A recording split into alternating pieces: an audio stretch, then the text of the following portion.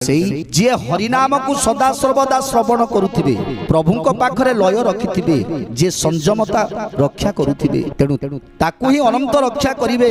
जेते कष्ट आसु जेते दुख आसु से मनुष्यर से जीवर केबे दुख आसीबनी केबे कष्ट आसीबनी दुख आसिले भी सेटा लाघव हो जिवो। तेणु जहाकू रखिबे अनंत की करि पारे बलवंत। कठोर सत्य जे पाळिबो तेबे गोविंद पाइब ए कली काले नाम सार नामटी साक्षात ईश्वर।